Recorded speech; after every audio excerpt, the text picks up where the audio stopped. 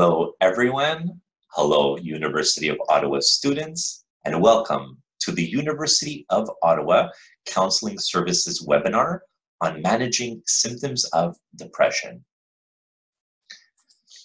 My name is Severio Mararki Jr., and I am a mental health and wellness counselor at Counseling Services, and I look forward to speaking to you about the symptoms of depression and provide you with tools to help manage. The goal of this webinar is the following: to help you learn more about the symptoms of depression and the myths surrounding it, to help you understand the biological and psychological factors that can cause symptoms of depression, to help you become aware of the vicious cycle of depression, to help you learn how to reverse this cycle of depression, and to explore campus or online resources that can prove useful. So what is depression? Depression is a word used in everyday language to describe a number of feelings, including sadness, frustration, disappointment, and sometimes lethargy. However, in clinical practice, the term depression or major depression differs from those everyday down periods in three main ways. Major depression significantly interferes with effective day-to-day functioning.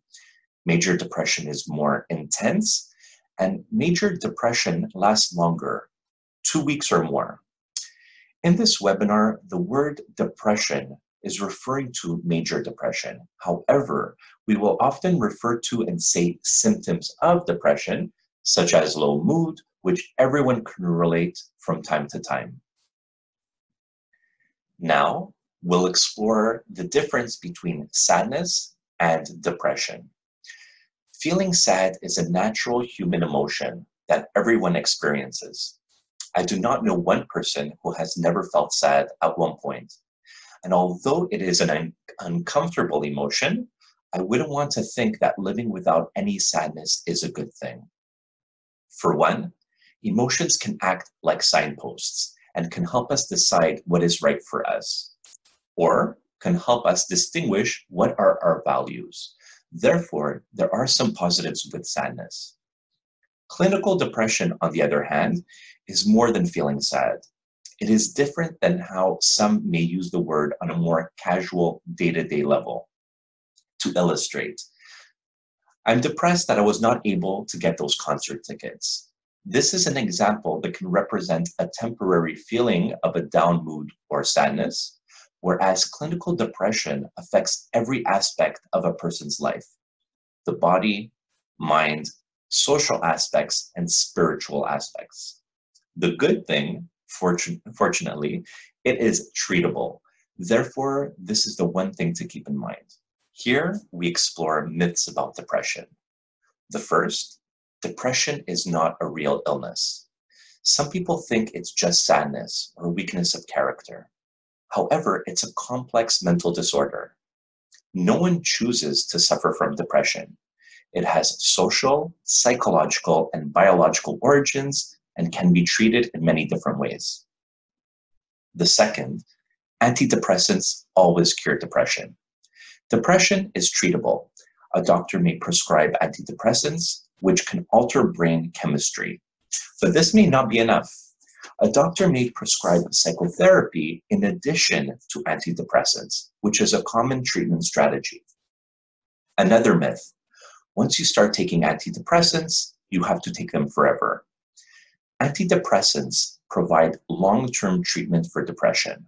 The duration may depend on the severity of the condition and the treatment plan prescribed. Some clients prefer to take medication for the rest of their lives. They may consider it a mental boost. And depression only affects women is another myth. Because of social pressures, many men do not share their feelings or experiences with depression because for them, it may reflect a sign of weakness. As a result, depression can have serious consequences for men. They are more likely to suicide, for example. This is why it is important that they get help. In the next few slides, we will explore what causes depression, biological and psychological factors. One thing to keep in mind is that depression is not caused by one thing, but probably by a combination of factors interacting with one another. These factors can be grouped in two broad categories: biology and psychology. Many biological and psychological factors interact in depression, although precisely which specific factors interact may differ from person to person. So what causes depression? We will begin to focus on biological factors. The first, genetic factors.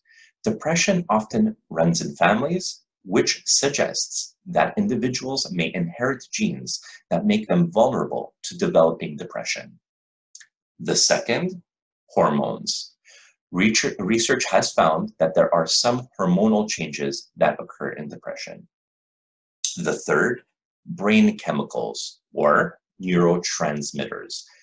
Nerve cells in the brain communicate with one another using specific chemical substances called neurotransmitters. It is believed that during depression, there is a reduced activity of one or more of these transmitter systems, and this disturbs certain areas of the brain that regulate functions such as sleep, appetite, sexual drive, and perhaps mood.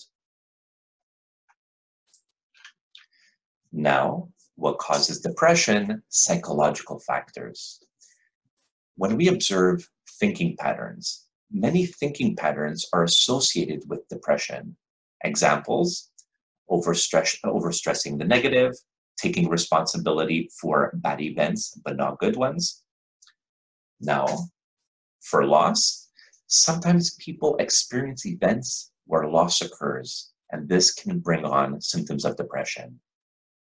Then, sense of failure. Some people may stake their happiness on achieving goals. An example, getting A's on their exams. And as a result, if they do not achieve their goals, this can have a negative effect and cause symptoms of distress, and depression can ensue. And stress. There can be positive effects from stress, so stress is not always a bad thing. But an accumulation of stressful events may also bring on symptoms of depression. Now, we will discuss the vicious cycle of depression. Symptoms of depression can bring about drastic changes in a depressed person's life, daily routines, and their behavior.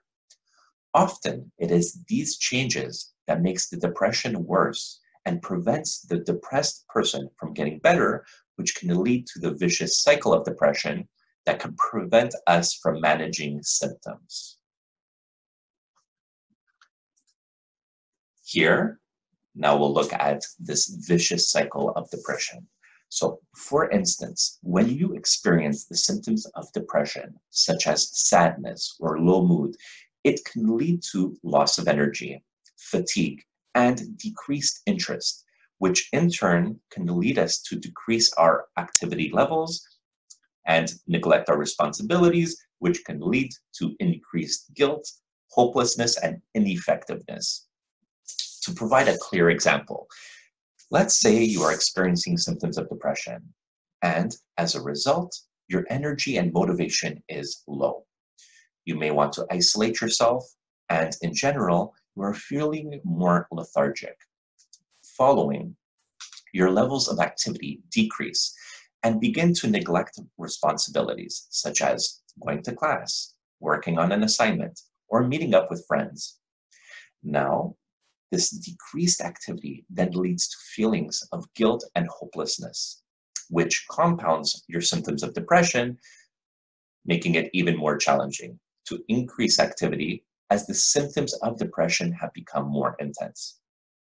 I think this slide is important because it is by understanding the vicious cycle.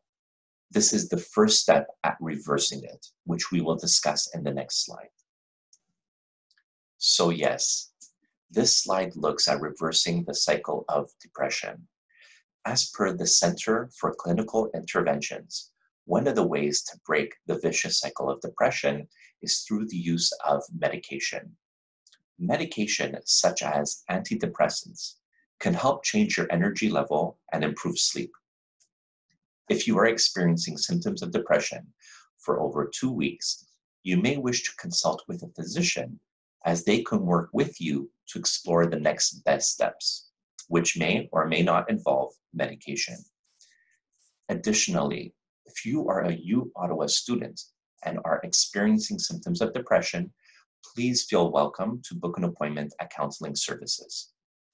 We'll speak to our services later in this webinar, but note that there are mental health and wellness counselors who can work with you in a single session to create an action plan as a way forward, which may or may not include psychotherapy support, which can help manage your symptoms. In relation to this slide, we highlight that increasing your activity level, especially in pleasurable activities, can be the first step to break the vicious cycle. Now, you may be wondering, how will I increase activity levels when I do not have the motivation to do so? When it comes to motivation, people may think, well, when I have motivation, I can get work done. But it's actually the reverse. Motivation is like a muscle. When we actually start working, then our motivation actually grows. Therefore, the first step in breaking the cycle of depression involves leaning into the discomfort and increasing our activity to feel less discomfort in the long run. So as an example, let's say you're feeling down and you decide to still go forward and try and tackle an assignment. This can lead to you feeling more hopeful, more confident, and less guilty, which can improve your symptoms of depression, which in turn can lead to greater energy and motivation. And this energy and motivation can make it easier to take on the next task and increase activity once again, as opposed to the previous slide where the decreased activity can worsen the symptoms of depression. This brings us to the second part of the webinar, which we will provide tips on how to increase activity as a way to cope and manage. Now, the second part of the webinar has a focus on tools. We will now explore 3 tips to cope with symptoms of depression. Tip 1, reach out to others and stay connected to manage symptoms of depression. Getting support plays an essential role in overcoming symptoms of depression. On your own, it can be difficult to maintain a healthy perspective and sustain the effort required to beat depression. At the same time, the very nature of depression makes it difficult to reach out for help. When you're feeling depressed, the tendency is to withdraw and isolate, so that connecting to even close family members and friends can be tough. You may feel too exhausted to talk, ashamed at your situation, or guilty for neglecting certain relationships, but this is just the depression talking. Staying connected to other people and taking part in social activities will make a world of a difference in your mood and outlook. Reaching out is not a sign of weakness, and it won't mean you're a burden to others. And if you don't feel that you have anyone to turn to, it's never too late to build new friendships and improve your support network. The following are some tips on how to reach out and stay connected. Talk to one person about your feelings. Help someone else by volunteering. Have lunch or coffee with a friend, even virtually. Ask a loved one to check in with you regularly. Call or email an old friend via social media, Zoom, phone, etc. Go for a walk with a workout buddy. Schedule a weekly dinner date. Meet new people by taking a class or joining a club or support group. And confide in a clergy member, mentor, teacher, or sports coach. Tip 2, Increase your happiness through gratitude. Happiness depends 50% on what you can't control, such as genetic factors, and 50% on circumstances, relationships, education, job opportunities, and internal states of mind, both of which are under your control. In other words, 50% of happiness is determined by your genes, 10% of happiness is determined by the circumstances in which you live, and 40% of happiness is determined by your actions, your attitude, or optimism, and the way you handle situations. Therefore, 50% of our happiness is under our control. A study was conducted, and it was able to find ways to train your brain to become more positive in just 2 minutes and performed for 21 consecutive days, in which you can actually rewire your brain to work more optimistically and successfully. In this study, one cohort was asked to write down 3 things that they were grateful for 21 days. And what they noticed was after the 21 days, happiness levels increased as the brain began to maintain a pattern that searched for the positive. A TED Talk that I can recommend is called The Happiness Advantage, which is based on research and explores different ways to train your brain to seek the positive and speaks to the aforementioned 21-day study. Here, we observe some scientifically proven benefits of gratitude that I thought I would share. Gratitude opens the door to more relationships. Gratitude improves physical health. Gratitude improves psychological health. Gratitude enhances empathy and reduces aggression. Gratitude helps people sleep better. Gratitude improves self-esteem. Gratitude increases mental strength. So these are the benefits of gratitude that you could apply today.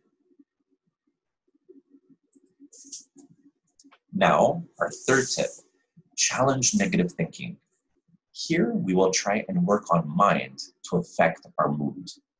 To illustrate, there is this school of thought that highlights that it is not a situation, person, or place that causes symptoms of distress. It is our thoughts in relation to the situation, person, or place that is at the root. As an example, let's say 2 people are invited to a party Friday, the same party. One person may think, yes, can't wait for the party on Friday, it's going to be a blast. The other may think, oh no, party Friday? People will make fun of me if I go. I only got invited because I was friends with Susan. I will have an awful time. Now, the party did not change. It's the same party, but the thoughts in relation to the party did. Now, a way for us to challenge these thoughts is by understanding our biases in thinking or cognitive distortions, which we will observe in the next slide.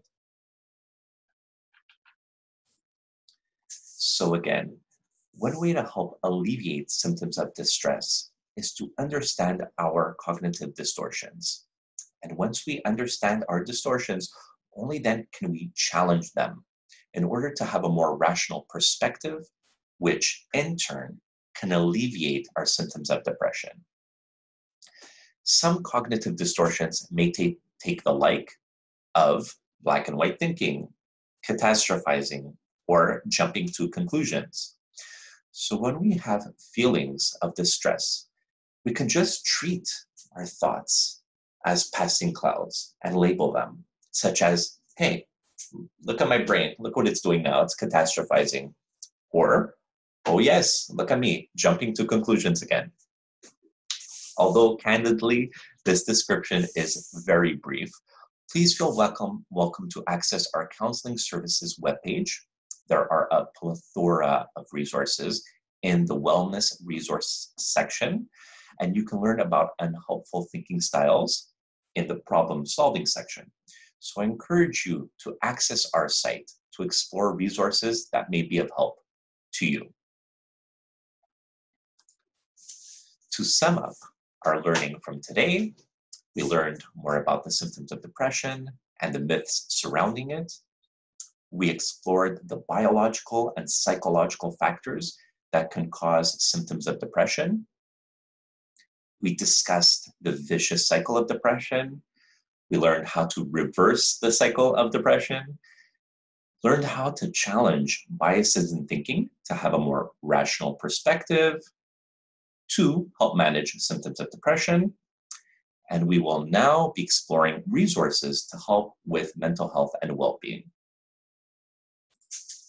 So to conclude, the following are other resources that may be of help at your time as a student at U Ottawa.